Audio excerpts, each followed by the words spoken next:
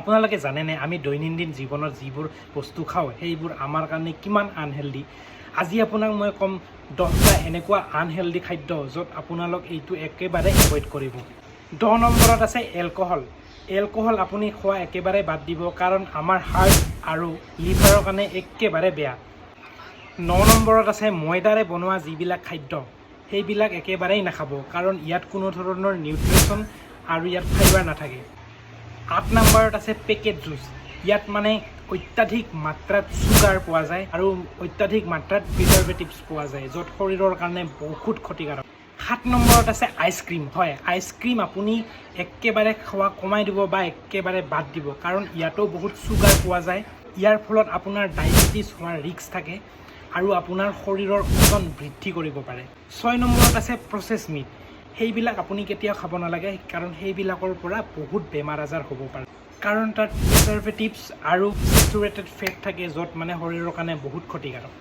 5 নম্বৰত আছে bakery items. হয়, বেকাৰী আইটেমছ আপুনি খোৱা একেবাৰে বাদ দিব, কাৰণ সেইবিলাক ময়দাৰে বনোৱা হয় আৰু মইতো ক'লোৱে ময়দাৰে বনোৱা যিবিলাক বস্তু আছে একেবাৰে এভইড কৰিব, কাৰণ বহুত আনহেল্ডি হয়। 4 নম্বৰটো হৈছে নুডলছ। ইয়াত বহুত পৰিমাণৰ ছডিয়াম থাকে আৰু একেবাৰে ল' নিউট্ৰিশ্যন পোৱা যায়। আৰু 3 নম্বৰত আছে ফাষ্টফুড। ফাষ্টফুডত আপুনি বহুত অইলি হয় আৰু শৰীৰৰ কাৰণে বহুত আনহেল্ডি হয়, তো আপুনি ফাষ্টফুড খোৱা একেবাৰে বাদ দিব বা আপুনি কমকৈ খাব। 2 নম্বৰত আছে প্ৰচেছ স্নেক্স, যেনেকুৱা চিপছ হওক বা কুৰকুৰি হওক, এইবিলাক ধৰণৰ বস্তু আপুনি খোৱা একেবাৰে বাদ দিব। ইয়াতো বহুত পৰিমাণৰ ছডিয়াম পোৱা যায় আৰু একেবাৰে নিউট্ৰিশ্যন নাই, য'ত শৰীৰৰ কাৰণে বহুত বেমাৰ আজাৰ আনিব পাৰে।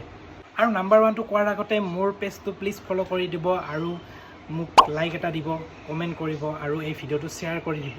আৰু নাম্বাৰ 1টো হৈছে আমাৰ সকলোৰে পৰিচিত, সকলোৰে মৰমৰ ক'ল্ড ড্ৰিংকছ। হয়, ক'ল্ড ড্ৰিংকছ আপুনি খোৱা একেবাৰে বাদ দিব, কাৰণ আমাৰ শৰীৰৰ কাৰণে বহুত আনহেল্ডি হয়। ইয়াত অত্যাধিক পৰিমাণৰ চুগাৰ থাকে, অত্যাধিক পৰিমাণৰ ফেট থাকে, অত্যাধিক কেলৰিজ থাকে, য'ত মানে আপোনাৰ শৰীৰটো একেবাৰে ধ্বংস কৰি দিব পাৰে। যদি ভিডিঅ'টো ভাল লাগিছে তেতিয়াহ'লে প্লিজ ফ'ল' কৰি দিব আৰু এইটো শ্বেয়াৰ কৰি দিব। আৰু মই হেল্ডি ফুডৰ ওপৰতো এটা ভিডিঅ' বনাই আছোঁ, আপোনালোকে এইটো ভিডিঅ'ৰ পিছত নেক্সট সেইটো ভিডিঅ' পাব, তো মোৰ পেজটো প্লিজ ফ'ল' কৰি দিব।